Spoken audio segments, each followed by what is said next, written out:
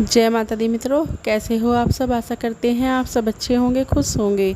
मित्रों, आज का हमारा विषय है माता काली की सिद्धि को 11 दिन में प्राप्त कर सकते हो, सिर्फ 1 नींबू और 11 लौंग के साथ। पहली बात तो ये है मित्रों कि सभी देवी भक्त चाहते हैं कि हमें माता काली की सिद्धि प्राप्त हो, और वो जो है प्रयास बहुत करते हैं, तरह तरह के प्रयास करते हैं माँ काली को खुश करने के लिए। उनके जितने भी भोग प्रसाद है वो सभी चढ़ाते हैं, पर सात्विक तरीके से चढ़ाते हैं।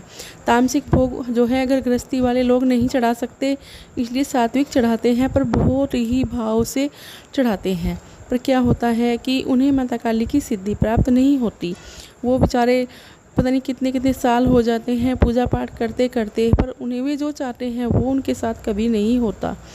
बल्कि जो है वो परेशानियों से जूझते रहते हैं, टेंशनों में रहते हैं कि हमें जो है माता काली की सिद्धि प्राप्त क्यों नहीं होती। चौकी दरबारों में भी वो जाना शुरू कर देते हैं, पर वहाँ क्या होता है कि वे लोग अपनी पूजा पाठ उनको बताने लगते हैं, अपने भगवान की पूजा पाठ उनसे करवाने लगते हैं, तो उनकी दिक्कतें और बढ़ जाती है। तो ऐसा कुछ मत करिए। जो आज मैं आपको सिद्धि बताऊंगी उसी तरह से करिए। इस तरह से करने से ही आपको माता काली की सिद्धि प्राप्त हो जाएगी। बाकी आपको कहीं भी भटकने की आवश्यकता नहीं पड़ेगी। देखिए मित्रों, पहली बात तो ये है कि जब भी हम कोई माँ का कोई कार्य करते हैं, माँ के सामने अपनी प्रार्थना रखते हैं या हमारी पूरी हो जाती है, या हम माँ की सिद्धि प्राप्त करने के लिए कोई कार्य करते हैं, तो हमें किसी को बताना नहीं चाहिए। कभी भी नहीं बताना चाहिए कि हमने जो है ये प्रसाद बोला है, ये कार्य किया है, हमें माँ की सिद्धि प्राप्त हो जाए या माँ के दर्शन हो जाए। तो हमें ये चीज़ें कभी भी किसी को नहीं बतानी चाहिए, ना ही बताकर करनी चाहिए। जिस टाइम पर करो उस टाइम पर भी आपको गुप्त ही रखनी चाहिए। किसी के सामने खड़े होकर खोलकर कोई भी बात, कोई भी काम नहीं करना चाहिए। तभी जो है ये सिद्धि जो है आपकी सफल हो पाएगी। अगर आपने ज़रा सा भी किसी के सामने जिक्र कर दिया तो आपकी सिद्धि सफल नहीं हो पाएगी, माँ की सिद्धि आपको नहीं मिलेगी।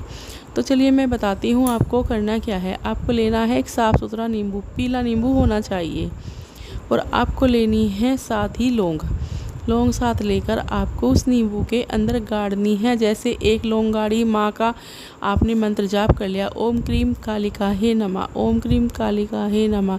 इस मंत्र का जाप 1-1 लौंग गाड़ते जाइए और बोलते जाइए।